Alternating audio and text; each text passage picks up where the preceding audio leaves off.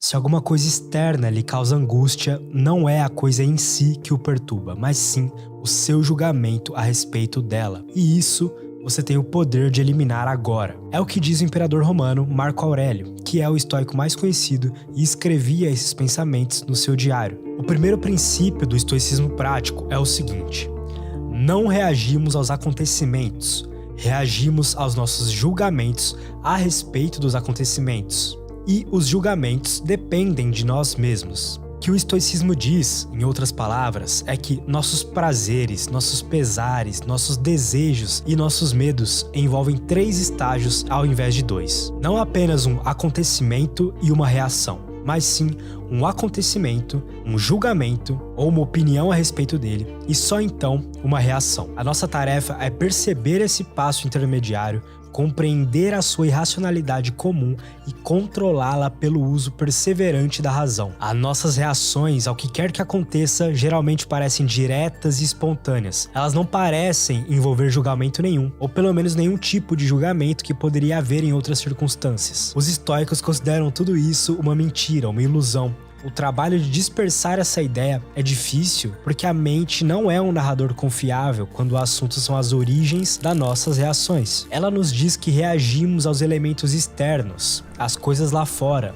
não à mente propriamente dita. Ela precisa aprender a ver e descrever o seu próprio papel com mais precisão. No estoicismo, tentamos aprender a pensar com mais propriedade a respeito dos nossos pensamentos, ensinar a mente a compreender a mente, tornar os peixes mais conscientes da água. Vamos pensar que alguém insultou você. O insulto não tem sentido nenhum, para além do que você faz com ele. Se você está incomodado, deve ser porque você se importa, ou seja, você faz um julgamento. Ao invés disso, você poderia decidir simplesmente não se importar com aquilo. E aí sim, seria o fim do insulto para você. Todo tipo de incômodo que a gente tem na vida pode ser visto da mesma maneira.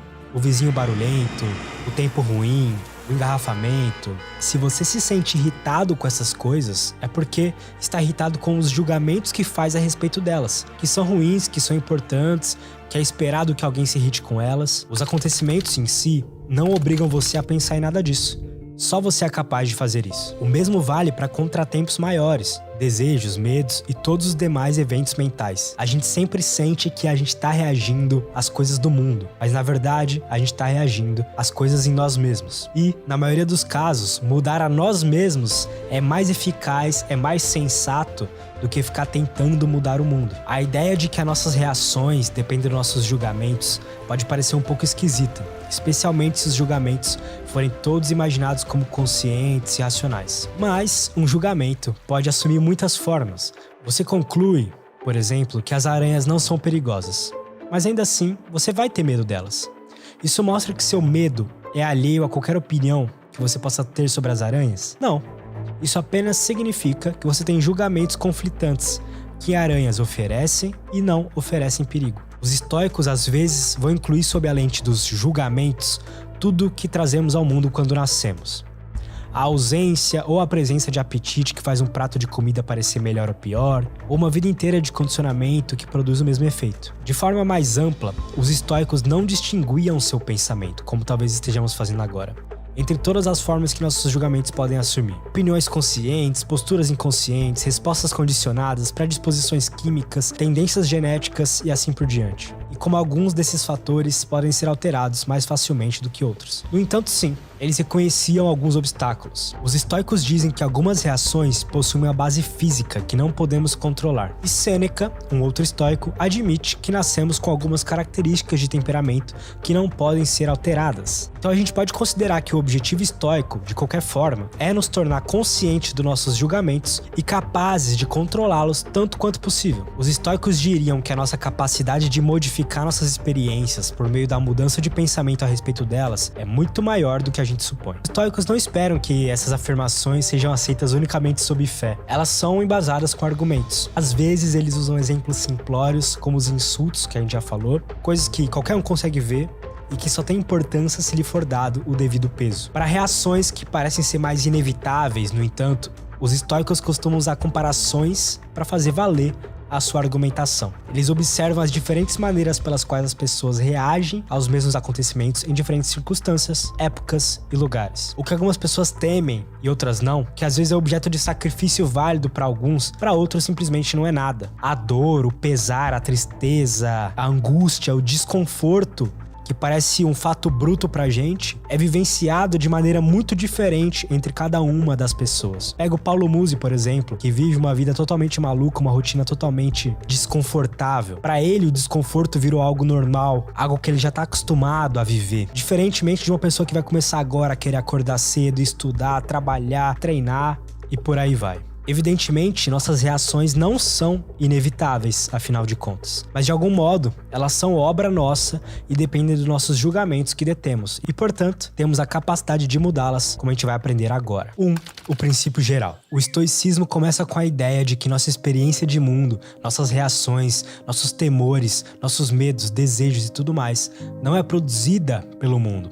É produzida pelo que os estoicos intitulam como nossos julgamentos ou opiniões. Tudo depende da opinião. Ambição, luxo, ganância, tudo retorna à opinião. Sofremos de acordo com a opinião. Todo ser humano é desgraçado na proporção de que se convenceu a sê-lo. Sêneca. A tristeza, então, é uma opinião recente sobre algum mal presente a respeito do qual parece justo se sentir abatido e deprimido. A alegria é uma opinião recente sobre um bem presente em reação a algo pelo qual se parece justo ficar excitado. O medo é uma opinião sobre um mal iminente que parece insuportável. A luxúria é uma opinião sobre um bem vindouro, que seria melhor se já estivesse aqui. Esse quem fala é Cícero. Pois o que são o choro e a lamúria? Opinião. O que é o infortúnio? Opinião. O que é a discórdia, a discordância, a culpa, a acusação, a impiedade, a tolice? Todas opiniões e nada mais. As pessoas não são perturbadas pelas coisas que acontecem, mas pelas suas opiniões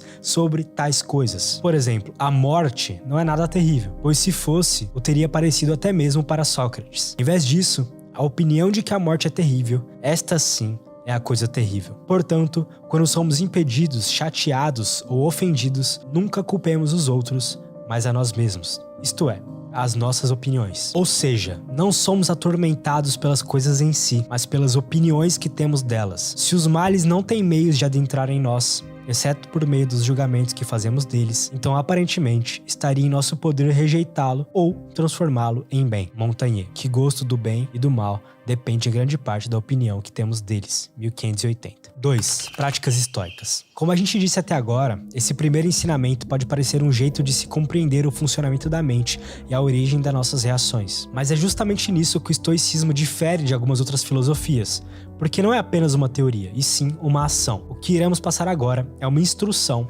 para assumir mais responsabilidade do que o normal pelos seus pensamentos. Encarar como uma escolha o modo como nos comunicamos com nós mesmos. Se a angústia é causada por nossos pensamentos sobre as coisas e não pelas coisas em si, então devemos tentar abandonar esses pensamentos e recorrer a novos. Essa afirmação realmente pode soar um pouco simples demais ou talvez até muito fácil falar, mas também não tão fácil de se fazer. Mas ela precisa ser dita de qualquer forma, porque tratar pensamentos e julgamentos como questões de escolha é essencial para a prática do estoicismo. Mas ainda assim, é algo que muitas pessoas raramente fazem e que outras jamais chegam a fazer. É mais normal para a maioria das pessoas validar qualquer coisa que passe pela nossa cabeça, nossas ideias, nossas opiniões. Os estoicos tentam se isolar suficientemente desses eventos mentais a fim de controlá-los, para perceber a irracionalidade que impulsiona muito do que dizemos a nós mesmos e para substituí-la por algo mais sábio. E mesmo que possa parecer algo muito complexo, se você também botar em contraste, é algo muito mais simples do que parece.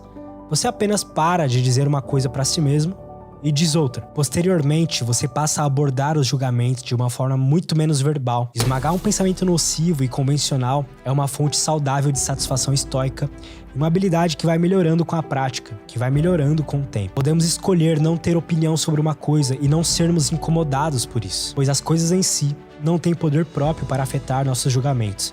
É o que disse o Marco Aurélio em Meditações. O que é importante? Elevar a sua vida muito acima das ocorrências casuais e se lembrar de que é uma vida humana. De modo que, se você tiver sorte, sabe que não durará muito. Ou, se você for muito azarado, sabe que não o é, de fato, se jamais achar que o é. Sêneca. Existe o risco de que essas frases parecem incentivar uma espécie de vazio. No entanto, o objetivo estoico não é esvaziar a mente, mas livrá-la da tolice e dos erros de julgamento. É importante lembrar que nenhum dos estoicos que citamos aqui até agora buscava uma vida parada, uma vida retraída, ou mesmo uma mente livre de complexidade. Na verdade, cada um deles, em sua época, era um representante das pessoas mais poderosas do planeta. 3. Comparações. Os estoicos afirmam que nossas reações a todas as coisas são criadas pelos pensamentos ou julgamentos mais sutis que construímos a respeito delas. Eles buscam mostrar isso primeiro pedindo que olhemos para dentro de nós com mais atenção. Quando os prazeres corromperem mente e corpo, nada parece ser tolerável. Não porque o sofrimento seja difícil,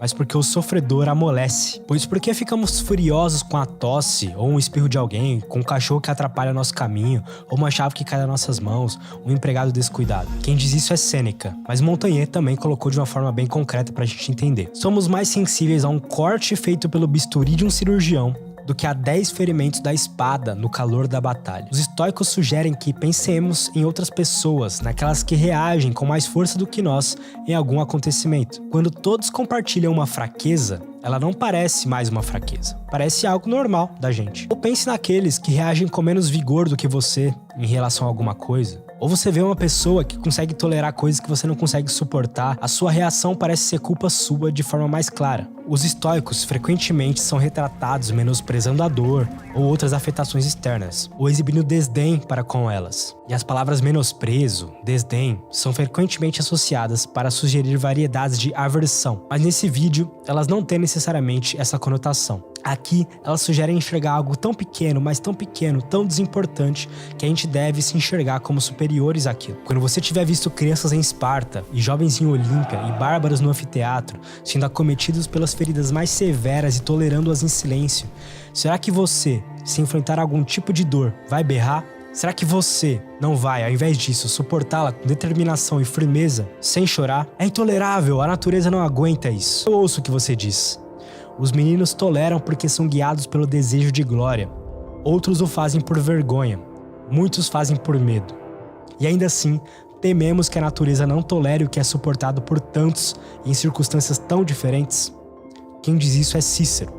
Ou seja, o que estamos acostumados a ver os outros fazerem e o que estamos acostumados a fazer ou sentir nós mesmos pode fazer qualquer coisa soar normal ou estranha, inevitável ou uma questão de escolha. E essas forças tendem a atuar de maneira invisível. O encanto da familiaridade deve ser quebrado e o melhor jeito de fazê-lo é mirando a grande variedade de reações às mesmas coisas que passaram a parecer naturais para pessoas em diferentes condições. Se esses ensinamentos te ajudaram de alguma forma, se inscreva no canal para receber mais conteúdo sobre sabedoria milenar aplicada aos tempos modernos. É isso, obrigado, até a próxima e